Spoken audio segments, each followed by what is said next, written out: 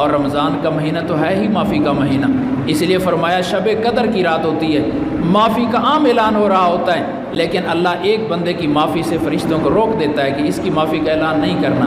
یا رسول اللہ اس کا کیا جرم ہے؟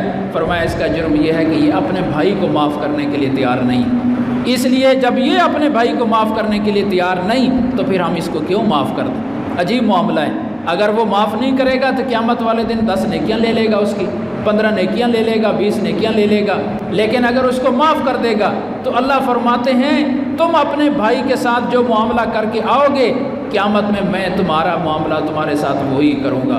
کسی کی عیب دیکھو چادر ڈال دو پردے کی، کل تم جب گناہوں کے اور عیبوں کے انبار لے کر آؤ گے تو میں بھی تمہارے اوپر چادر ڈال دوں گا، کسی کے سامنے ظاہر نہیں ہونے دوں گا۔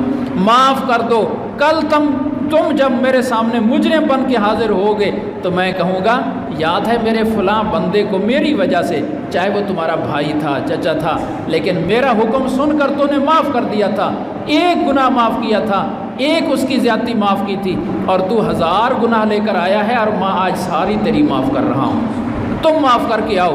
تو 10 نیکیاں لینی آسان ہے یا اپنے سارے گناہ ہی معاف کر دینا یہ سستا سودا ہے؟ اس سے انسان بڑا تھوک کا سودا کرتا ہے کہ چند زیادتیاں معاف کر کے اپنی ساری زندگی کی زیادتیاں اللہ سے معاف کرا لیتے۔ تو فرمایا معاف کرنے سے عزت میں کمی نہیں آتی، اضافہ ہوتا ہے، اور فرمایا جو تواضع کرے گا اللہ کا وعدہ ہے کہ اللہ اس کو بلند کرے گا۔ اللہ پاک عمل کی توفیق عطا فرمائے۔